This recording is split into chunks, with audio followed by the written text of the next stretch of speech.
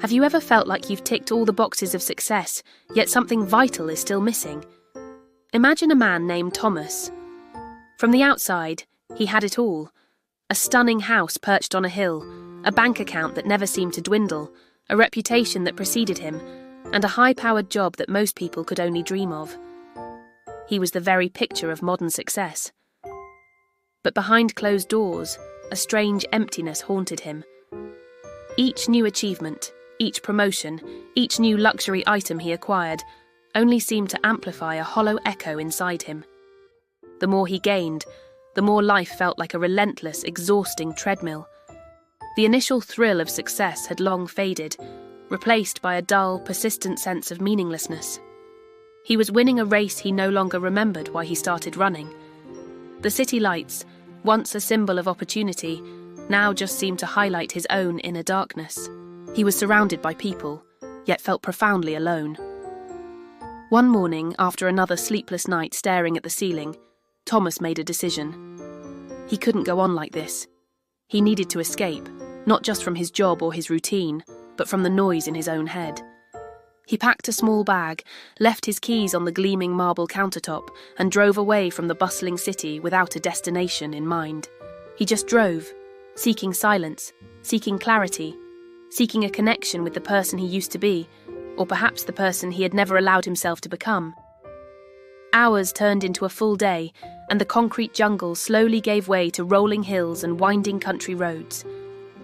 He eventually found himself pulling into a small, quiet village nestled in a valley, a place where time seemed to flow like a gentle stream rather than a raging river. The air was clean, the pace of life was slow, and for the first time in years, Thomas felt the tension in his shoulders begin to ease.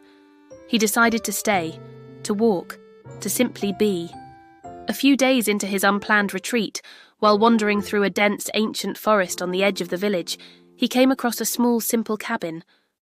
An old man sat on the porch, carving a piece of wood. He moved with a slow, deliberate grace, and his face, though lined with age, radiated an incredible sense of peace and contentment. He looked up as Thomas approached, his eyes holding a calm wisdom that was both gentle and profound. Curiosity got the better of Thomas. He introduced himself, and they began to talk.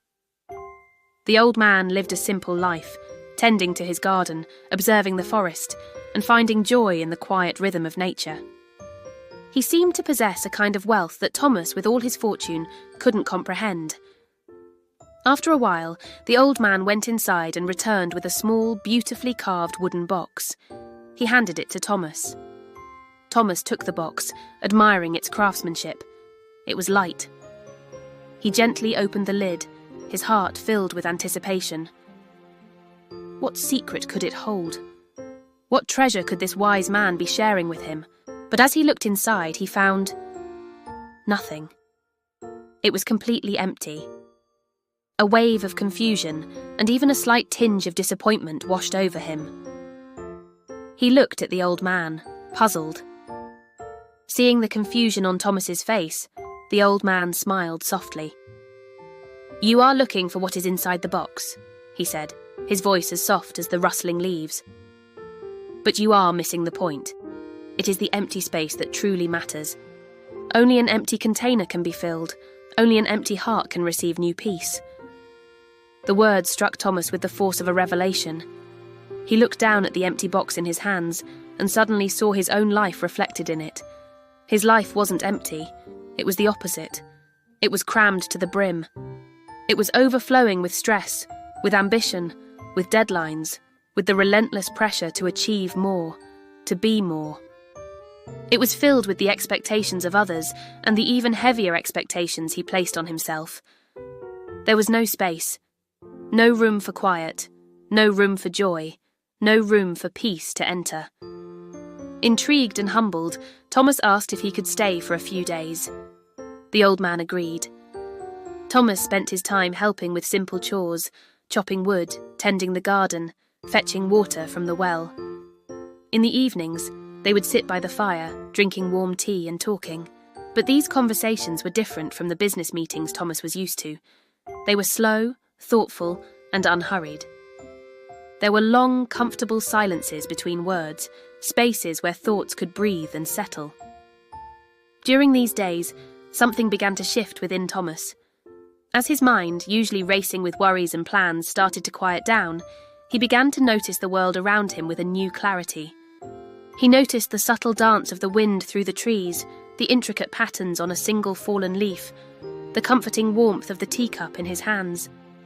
He found a profound beauty in these small, simple things he had overlooked his entire life. The restless energy that had driven him for so long began to calm, replaced by a quiet sense of presence.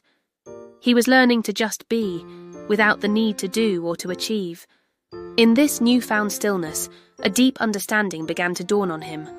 True meaning, the deep inner wealth he had been so desperately seeking, didn't come from a bigger house or a higher salary. It wasn't found in status or reputation.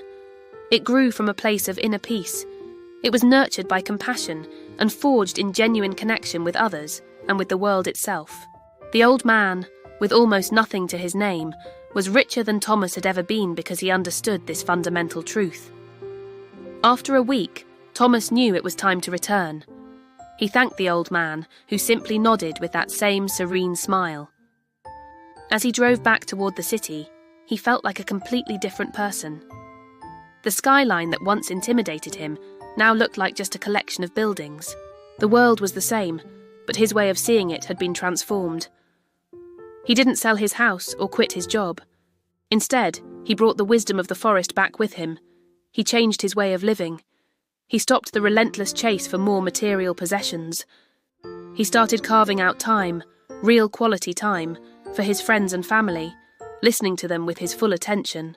At work, he approached his tasks with a newfound clarity and calm, finding that he was more effective and creative than ever before. He started a gratitude journal, and he made a conscious effort to slow his pace, to breathe, and to appreciate the small moments of beauty in his day. The small empty wooden box now sits on his desk at home. It's not a trophy or a souvenir. It's a symbol. It's a constant, gentle reminder to keep space in his heart. To leave room for silence, for peace, for connection, and for all the simple, beautiful things that truly matter. It reminds him that true wealth isn't about how much you have, but about how much space you have in your heart to receive the gifts of life. Thanks for watching. If this story resonated with you, don't forget to like, share, and subscribe for more content on finding true inner wealth. See you in the next one.